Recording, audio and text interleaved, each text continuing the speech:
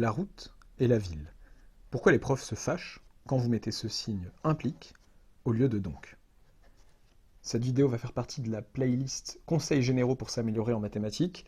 Et peut-être, contrairement au reste des vidéos de cette playlist qui peuvent concerner tout le monde à partir du lycée, tous ceux qui font des maths, eh bien celle-ci sera peut-être plus appropriée pour des gens qui sont déjà familiers avec ce symbole de l'implication. Donc je dirais a priori, idéalement, fin de terminale, début de prépa ou début université. Si vous êtes à l'aise et que vous entrez en terminale cette année, pourquoi pas, histoire de vous mettre les idées au clair, mais je ne veux pas vous embrouiller plus que nécessaire. Et une classe en dessous, ça serait risqué de vous embrouiller, ça serait vous donner comment dire, une distinction correcte, mais qui risque de vous embrouiller par ailleurs. Et il y a d'autres erreurs auxquelles il faut faire peut-être attention avant d'arriver à celle-ci. Alors, donc je vais me contenter, comme pour les autres vidéos de la série, de lire... je vais peut-être mettre ça sur la playlist vers le supérieur aussi, tiens. Et comme pour toutes les vidéos de la série Conseils généraux pour s'améliorer en mathématiques, je me contente presque exclusivement de lire un article sur mon site, vous avez le lien en description, et bon là je vais en profiter pour griffonner des trucs si j'en ai besoin, si besoin ici, puisque, bon, application, tout ça, ça peut être sympa visuellement. Alors, partir de ce qu'on sait, ou suppose, pour arriver à ce qu'on veut démontrer, c'est faire cheminer le convoi du raisonnement sur la route entre la ville d'hypothèse, petite ville d'hypothèse, et la citadelle de Bonport. On veut faire cheminer notre convoi sur cette route. Ça, c'est partir de ce qu'on sait, ou suppose, du coup, les hypothèses, pour arriver à ce qu'on veut démontrer. Bon, on aurait pu l'appeler conclusion, mais j'ai préféré l'appeler Bonport. Bien entendu, la moindre des choses, c'est que la route en question soit praticable. Si le convoi part effectivement d'hypothèse, et si la route allant d'hypothèse à Bonport est praticable, le convoi peut arriver à Bonport. Voilà. Oui, le nom n'a été choisi que pour ce piètre jeu de mots. Par contre, si l'on se contente de dire que la route allant d'hypothèse à Bonport est praticable, donc là j'ai oublié, attention, donc là il y avait un convoi, on sait qu'il a hypothèse, la route est praticable d'hypothèse à Bonport, ça c'était la première situation, et je disais donc, par contre, si l'on se contente de dire que la route entre hypothèse et Bonport est praticable, sans savoir ou sans supposer que le convoi part d'hypothèse, on ne fait qu'énoncer la praticabilité du cheminement d'hypothèse à Bonport. Donc j'ai appelé Bonport. Sans assurer du coup que notre convoi puisse effectivement arriver à Bonport, puisque nous ne savons pas qu'il est ici. En mathématiques, A implique B ne fait qu'énoncer la praticabilité logique du cheminement de la proposition A vers la proposition B. Une telle implication ne fournit aucune information sur la véracité de B, puisqu'on n'a a priori aucune information sur la véracité de A.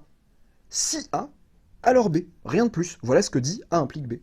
Si A est vrai, alors B aussi. Par exemple, l'implication « il y a des dragons dans tous les déserts » implique « il y a des dragons au Sahara » est tout à fait juste. S'il y a des dragons dans tous les déserts, il y en a forcément au Sahara, le Sahara étant un désert.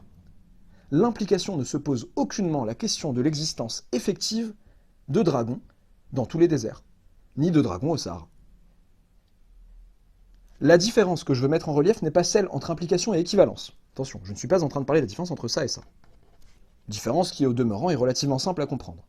Certes, contrairement à la route à sens unique A implique B, A équivaut à B énonce la praticabilité logique dans les deux sens du cheminement entre la proposition A et la proposition B. Si A alors B et si B alors A. Mais A équivaut à B ne se pose pas non plus la question de la véracité des propositions A et B. Ainsi, l'équivalence « mon dragon a 3 ans » équivaut à « dans un an, mon dragon aura 4 ans » est encore juste. Je ne me pose pas la question de savoir si j'ai vraiment un dragon qui a 3 ans et si j'ai vraiment un dragon qui, dans un an, aura 4 ans. Revenons à des situations plus concrètes auxquelles vous, élèves, devez faire face en mathématiques. Si l'énoncé vous demande de démontrer une implication ou une équivalence, vous devez raisonner par implication ou par équivalence. Souvent, ce sera dans le cadre d'une résolution d'une équation, ou d'équation d'une équation par exemple. Résoudre une équation ou une inéquation, c'est déterminer l'ensemble des éléments qui la vérifient. C'est donc établir un cheminement à double sens entre x vérifie telle, j'écris très mal, telle inéquation,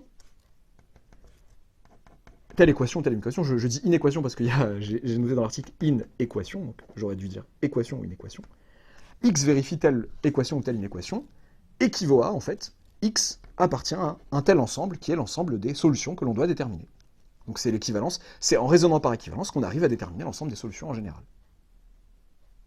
Par contre, si vous savez une certaine proposition A, dans une autre situation, et que l'énoncé vous demande de montrer qu'une certaine proposition B est vraie, il ne suffira pas, du point de vue de la rédaction, de dire A implique machin, implique machin, implique B.